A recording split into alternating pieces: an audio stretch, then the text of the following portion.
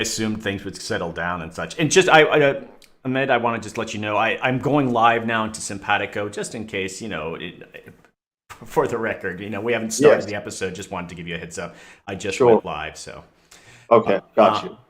But we can still talk about it. I just in Oh, case yeah, yeah. I just want you to know. So in case you're like off the record, this is what I think.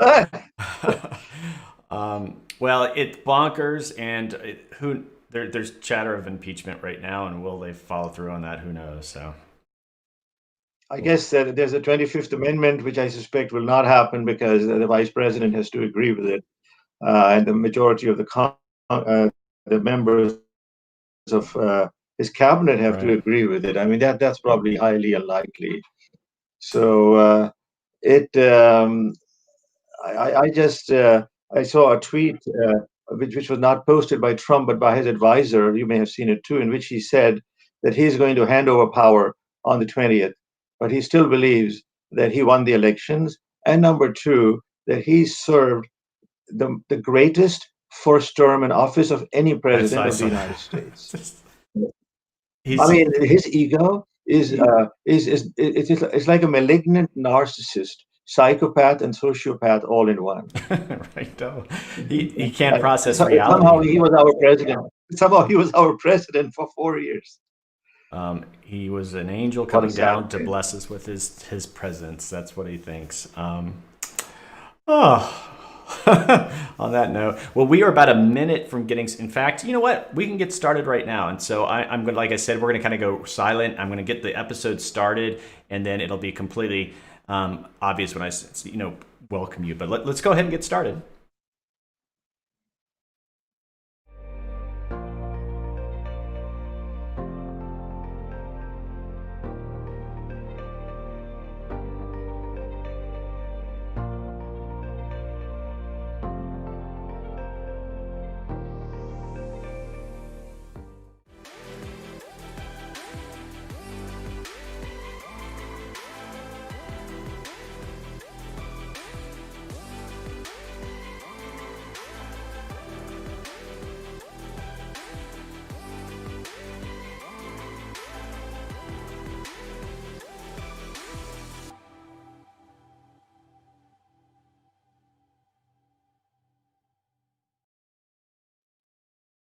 Hey adapters! Today our guest is Dr. Amit Faruqi. Amit is an energy economist whose consulting practice encompasses rate design, demand response, distributed energy resources, demand forecasting, decarbonization, electrification, and load flexibility. He has advised over 150 clients in 12 countries. He has authored or co-authored more than 150 papers in peer-reviewed and trade journals and co-edited 5 books. A low carbon transition of the energy sector requires both setting aggressive goals by the state and also turning green in the energy lifestyle of the consumer. Amit explores the best practices that governments, utilities, and consumers can adopt to accelerate the decarbonization of electricity generation. Hi, Amit. Welcome to the show. Thank you very much. It's my pleasure to be here. Well, it's a treat. I love talking about these issues, especially with experts around these. We were just chatting sort of offline. It's been a crazy couple days, but we are going to go get focused on hopefully some positive news in regards to what we're going to do about decarbonizing the economy. And so let's just start there. What does it mean to decarbonize the economy? What it basically means is to minimize the use of appliances and cars that pollute, that have carbon emissions. So, decarbonizing is basically a strategy for mitigating climate change, which, as we all know, can have really adverse consequences for the health of the planet, for the health of the people living on the planet. And that's essentially, in a nutshell, what decarbonization is designed to do. Okay, so I refer to states, and sometimes states can be actually referring to countries and such. And so, what is the area that you focus on? Are you talking about states in the United States? Are you talking about countries? Or are you doing both? Actually, that is a good question. I was thinking of states as US states, but certainly this is a global issue, and just about every country on the planet is concerned about it. They are all focusing on decarbonization. Just very briefly, I will mention China, the largest country on the planet. Many years ago, they were building a coal plant every week, large coal plants every week. And obviously, that is the worst form of a power plant in terms of pollution, particularly carbon emissions. So they have slowed it down. They have really cut back on putting in coal plants. And the whole world is now looking not only at ways of generating power without using fossil fuels like coal or oil or gas, but shifting instead to using solar power and wind power. That's on the supply side. My interest in decarbonization is on the customer side or the demand side, as it's sometimes called. So it has to do with the appliances we have in our houses, in our offices, the way we run our factories, the cars we have.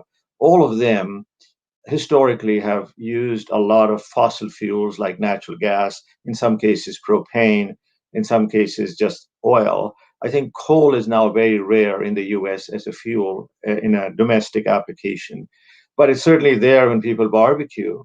And we cannot minimize the importance of barbecues either in terms of all the pollution that's created. So it's there, even if we don't know it, it's there, it's silent, and it's polluting the planet and it's killing people. Okay, well, let's just get a lay of the land. If your focus is on the states, it's very inconsistent. We have different states being more aggressive than others, and obviously the federal response is sort of a bit of a roller coaster. And I think the last 4 years we haven't seen much. But what is the lay of the land? How are some states doing on decarbonizing?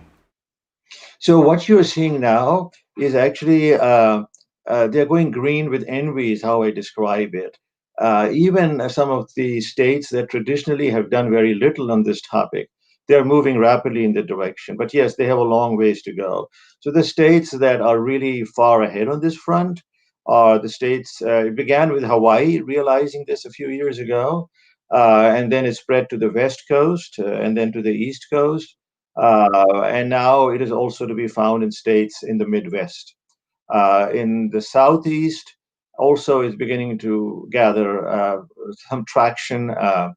But there is no doubt that it's right now mostly, I would say, the two coasts and Hawaii and states like Illinois and Michigan and So Minnesota. when I think of how states approach it, in my own experience, the more technical areas, like the states could set renewable energy targets, that they get pushed a lot by local groups. But then the idea of you hear people like states saying, we're going to decarbonize or we're going to be carbon neutral by 2030, 2050. Those are almost two kind of different things, but I think they're trying to accomplish the same thing. What is probably a more productive path for a state to go down? Is it setting like a renewable energy target, or is it about reducing demand? What's I guess, your experience there? They have to do both. Initially, states were just setting targets for the supply of electricity. And so when they said by 2045, we want to be 100% clean energy state, like California's target was 2045, that Governor Jerry Brown signed into law a few years ago, uh, it only referred to the generation of power. But at the same time, we can accelerate reaching that goal if we also decarbonize the consumption of electricity. And certainly, states like California and New York and Hawaii and others are doing a lot of work on energy efficiency. They're setting standards for appliances as well as buildings to make sure that energy is not wasted. But what is lacking right now is a strong push to encourage heat pumps. The heat pumps are a new technology in a commercial sense, but the concept in an engineering sense is actually been around for 40, 50 years. A heat pump can do both heating and cooling. It only uses electricity. It does not use natural gas for heating. And you can also do it for water heating. So heat pumps tend to be sort of an exotic item right now on the consumer side. The contractors are not excited about heat pumps. Customers don't even know they exist. In many of these states that I mentioned, like Hawaii and California and New York, electricity is very expensive. Natural gas is not expensive. And so the consumer doesn't have a big incentive. They actually have a barrier to adopting heat pumps. So that's where a lot of policy redesign has to occur. We have to find ways to lower the cost of heat pumps. We have to lower the cost of electricity. And we have to find ways to put a tax, perhaps on natural gas and on the sale of natural gas appliances. Otherwise, the economics will not favor heat pumps. Heat pumps can help us decarbonize buildings, offices, and homes. both of them. I'm curious, if you're focusing on consumers, I guess I've never really seen the statistics, but more broadly, they talk about the carbon impact or the footprint. You have, production of cement and the electrical generation. That's broader. Now, when you're looking at the consumer level, what are like the biggest uses of, I guess carbon? Is it, heating up their water, or is it, using their cars? What, I guess in the consumer market, what are the big ones? So, by the way, you're absolutely right. There's a lot of pollution being generated in the factories, and we can come back to that in a moment, because there's a lot of electro technologies that can help replace fossil fuel or natural gas fueled processes with electric processes, even in industrial applications like cement, pulp and paper, and so on. But sticking for a moment with the consumer, the biggest ticket item for homes that generates carbon is space heating, followed by water heating.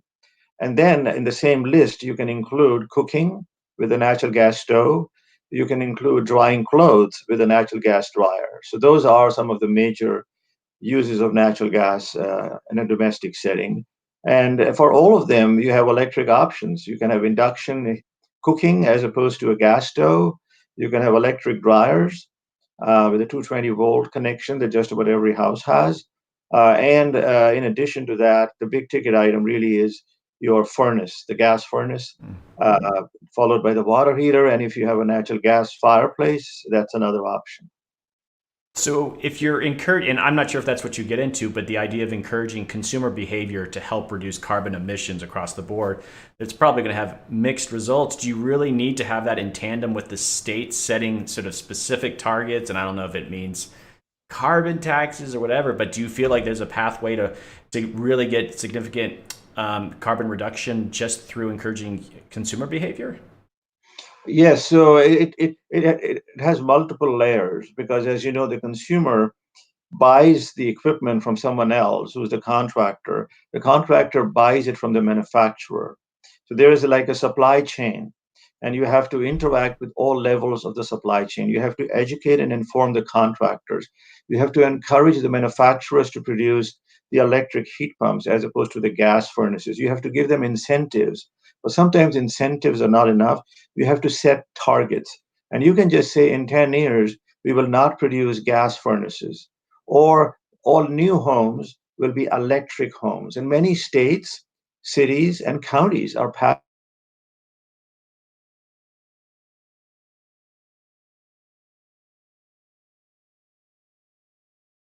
turnover.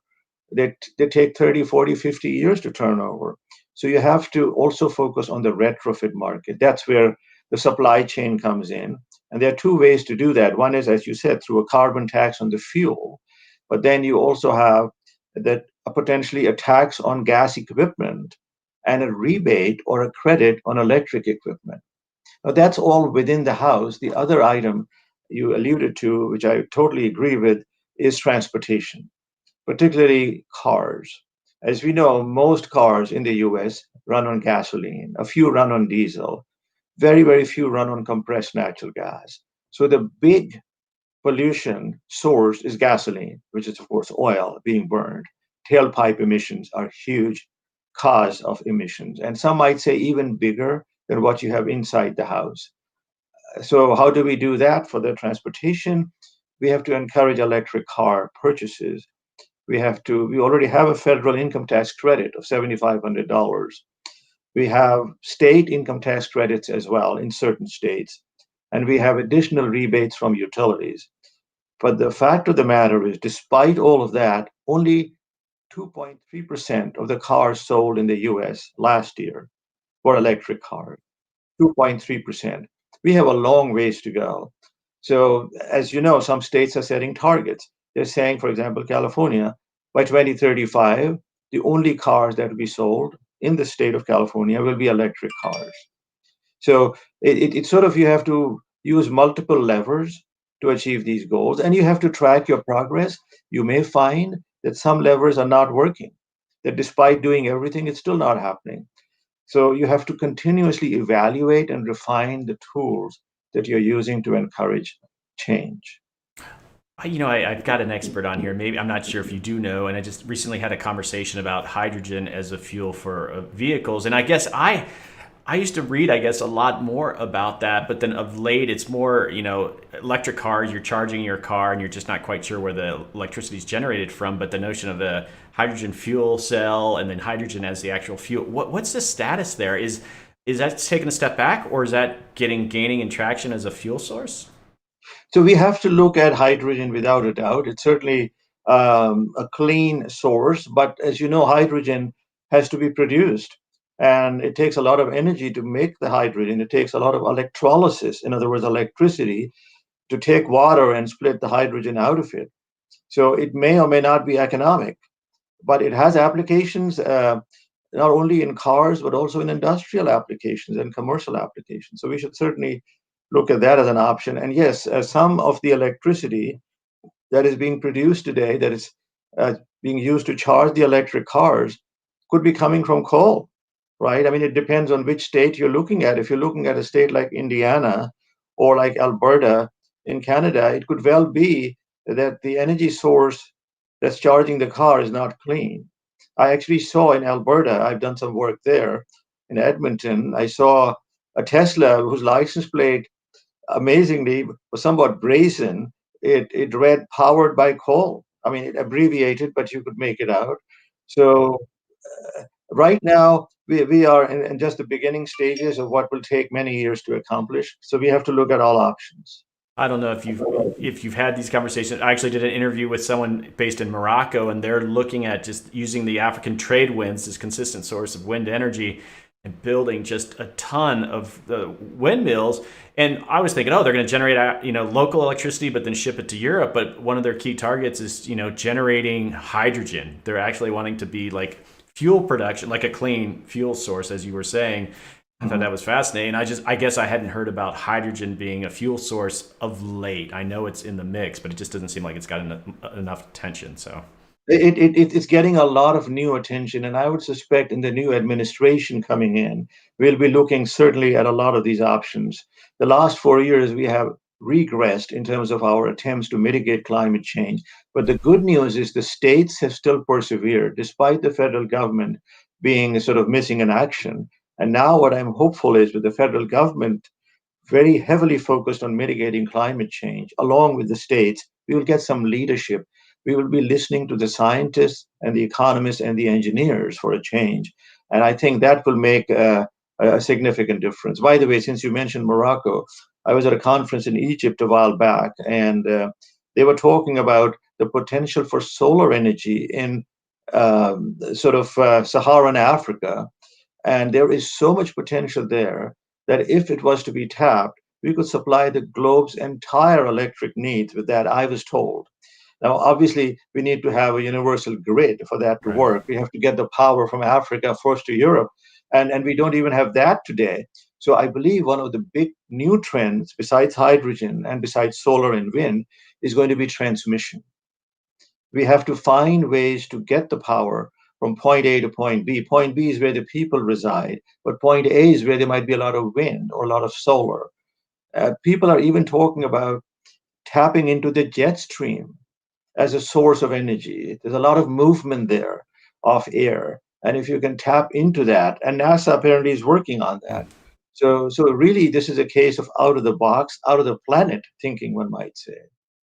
Well, I've had some discussions about the state of energy storage and batteries, and that's very exciting. And I think problem with the grid too, especially dealing with solar or wind, is like the consistent, steady, generation of electricity, and battery power could play a big role. But I'm wondering if with your own experience with the consumer market, are you seeing batteries come into play more? Because it seems very exciting that you could literally be off the grid if the mixture of renewable, like a solar panels, then you have some batteries that you're actually charging with your excess energy. What's the status there?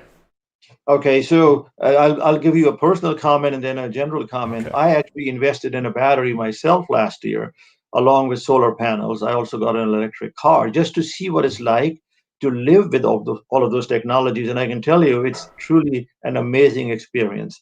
The reality, though, is you need to have three batteries to be totally off the grid. I just have one battery, and it was pretty expensive, $10,000.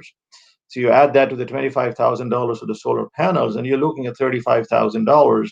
Now there are tax credits, et cetera, et cetera. The cost does come down, but it's still expensive. And at this point, we have 2.1 million solar homes in the US, and only 5% of them have batteries.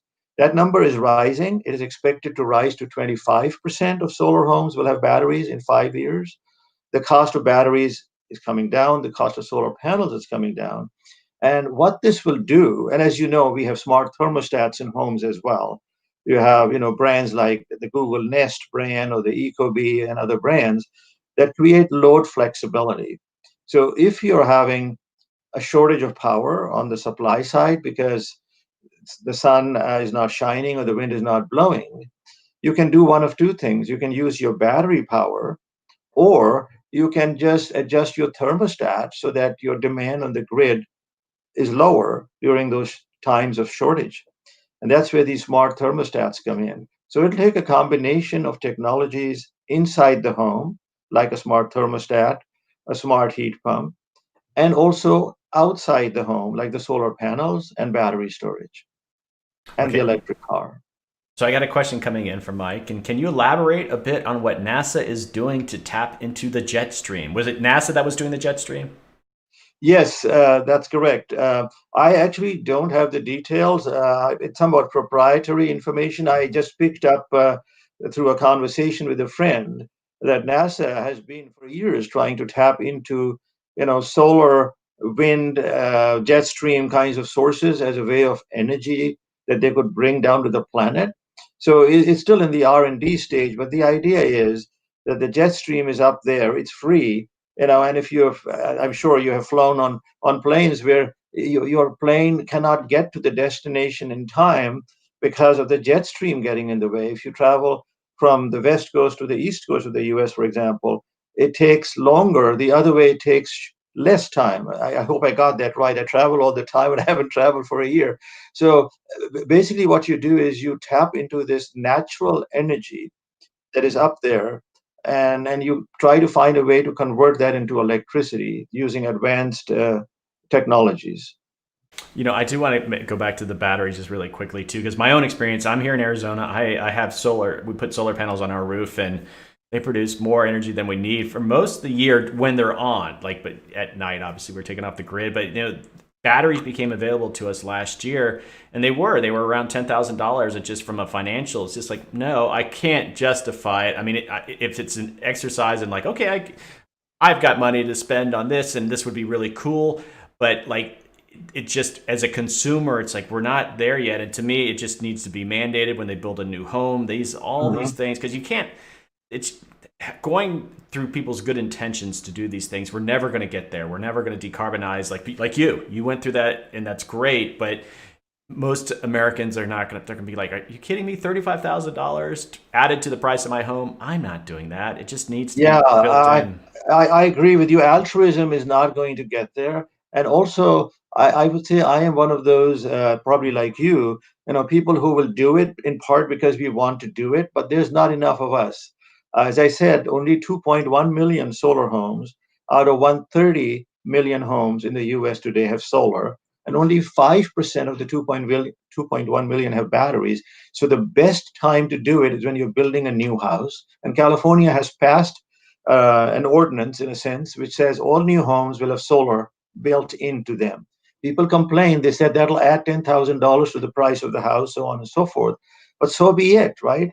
Because otherwise you're stuck with it for 40 years, and then it's more expensive to retrofit it. It'll take collective governmental, legislative decision making for the standards and codes to be put in. It'll take some good social media coverage. We were discussing Twitter. I think what we need is people talking to other people about why this is a good thing to do. Word of mouth does make a difference. That Al Gore movie, An Inconvenient Truth, I think that created a lot of movement. It's been 10 years since then, and we still have only 2.1 million solar homes. And by the way, in terms of electric cars, we have 1.7 million electric cars. That's a drop in the bucket.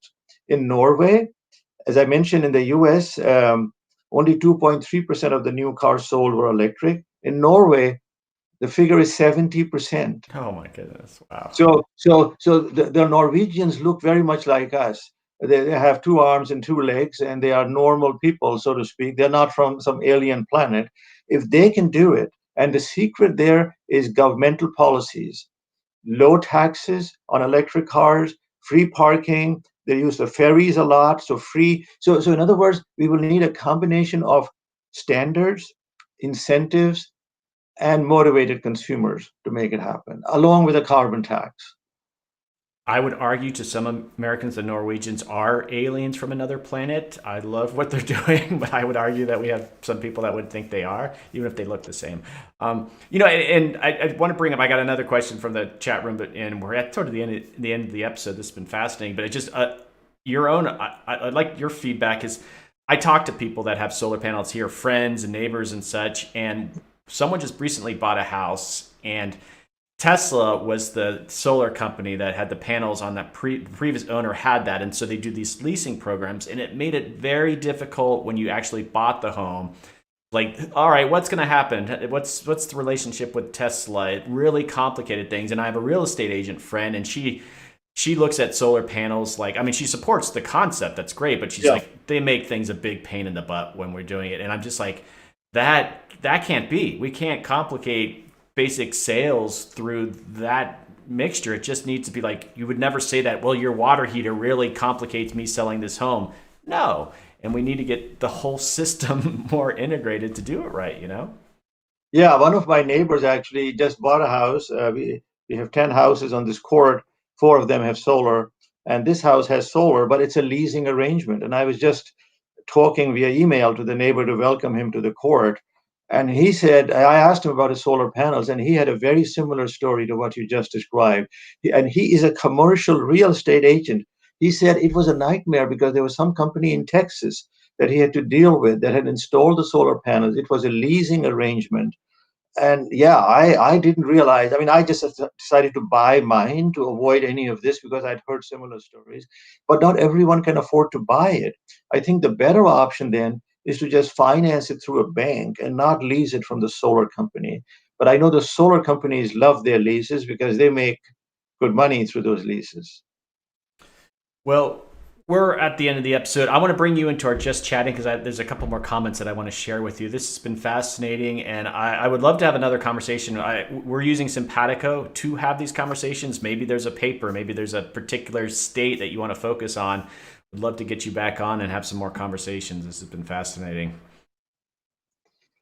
My pleasure. Okay, well, to hold on one sec. We're gonna end it. I gotta close out the episode, but I'll be right back into the just chatting. But just hold on.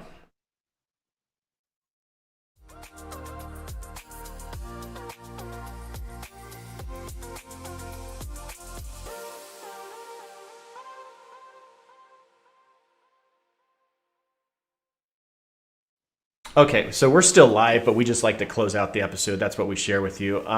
Okay, Mike asked, what about government subsidies to offset the cost of home solar panels, which I think occurs, but maybe even more, he's suggesting. Is that even something that could be implemented, or a tax break for people that opt into retrofit? So let me answer the first one. There is a 30% income tax credit that has now dropped down to 26%. It was going to drop down to 22% next year and go to 0%. But I believe Congress, in the new legislation that was passed, has extended the 26% for 2 more years. And then it'll go down to 22% and 0%. The cost of solar panels is coming down dramatically year after year. But it might well be the case that it's still not affordable for a lot of people. They don't have the credit, they don't have the cash. So, what do we do for them? So, there are options now being considered like community solar. They wouldn't have to personally buy it, they would just be part of a community that buys it and they would get the benefits. So, there are ways to deal with that. In terms of the person moving in, well, the challenge is that the person who bought the panels already got the income tax credit. And so we would be basically, for the same physical panels, giving the tax rebate twice. I think that that's what the issue would be. But I am told, actually, at least in California, that houses that have solar panels sell faster, Hmm. except when they have this lease problem. But if you have solar panels on the house, basically the person buying that house will have a lower energy bill, and that's the selling point. I mean, like the energy bill could drop 50% to 70%, in some cases, drop to 90% below what it was otherwise. I don't think, and I'm not sure how much it's changed because I just got my solar like 3 years ago, but it's been fantastic. And there's a local Arizona solar company, and you establish a relationship with them. You know, they put it up, but they're the ones monitoring. If something goes off, a panel goes off, they get like a red alert at their, Yes. and they'll send Yeah. someone out. And when we first set that up, my concern was like, okay, what if you're not in business in 10 years? Who's doing that? You know, and that they know this, they realize this, and that's a problem though, because not every solar company, and so there's got to be like a statewide or a citywide that's linked into the utility where they're providing that sort of support. Because again, if it's too much of a mishmash of private providers, it's just what if the solar industry just collapsed and like half of them Yeah. went out of business, and all of us all of a sudden are like, wait a sec, my converter doesn't work. I don't know how to fix that, you know? Yeah, And and I actually, even though I have a new system, within a few months it had a problem, and I had to deal with the issue of who do I contact. So I contacted the solar company, they contacted the inverter provider, Solar Edge, and then contacted local utility. And I was in between those three trying to figure out where do I go. It was honestly a nightmare. I sorted it out, but it took almost 100 hours of my time over 4 months for a new system to figure it all out. The battery died on the first day for reasons nobody could figure out, and I had to wait 2 months to get the replacement. It is still in its early stages. It's not a standardized industry. Actually, I had the same concerns when I bought my Model 3 Tesla,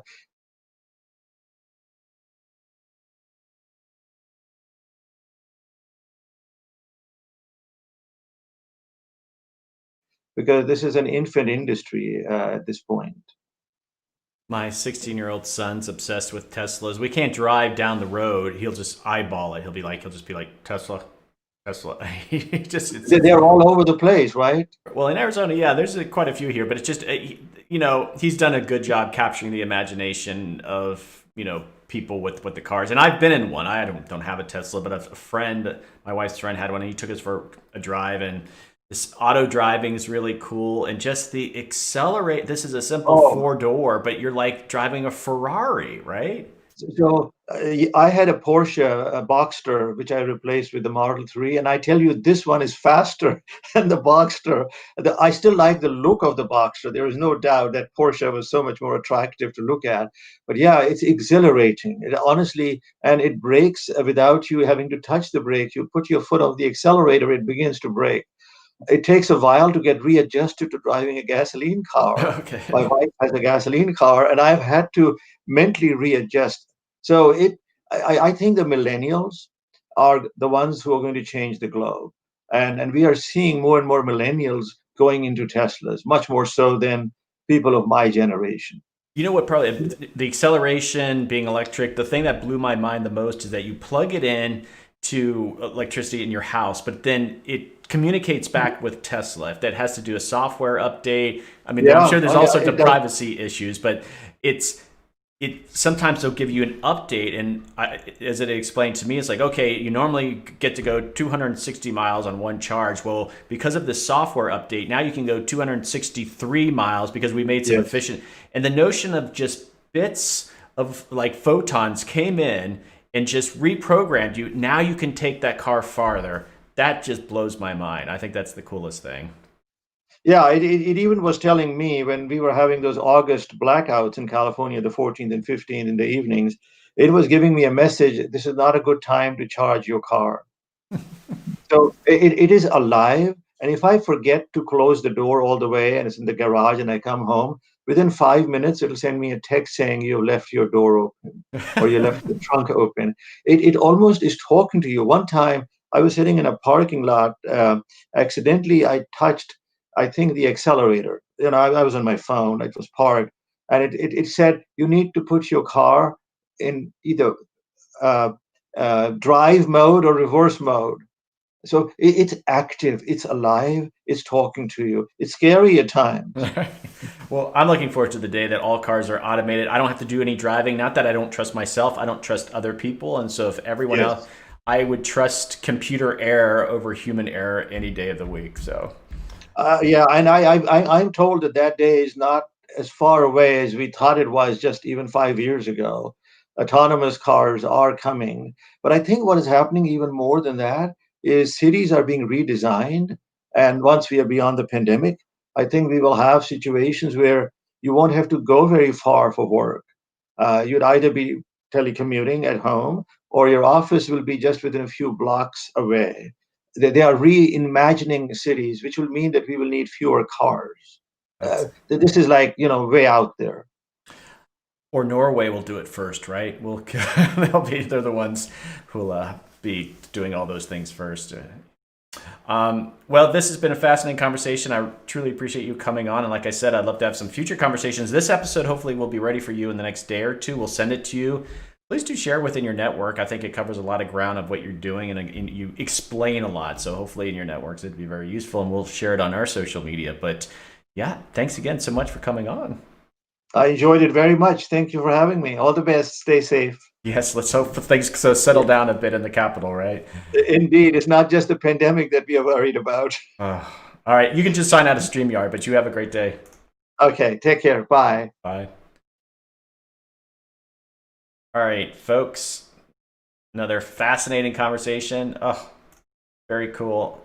Although the consumer market, we need mandates, but we have episode coming up with Mike, Story Pirates, The Power of Yes. And then at 4 o'clock, these are all Mountain Time, I should be saying this Eastern, 4 p.m. Eastern, Mike is hosting Story Pirates, The Power of Yes. And then Kayla Hathaway is at 6 o'clock, Your Leadership Moment, Democratizing Leadership in an Age of Authority. That's so relevant right now, isn't it?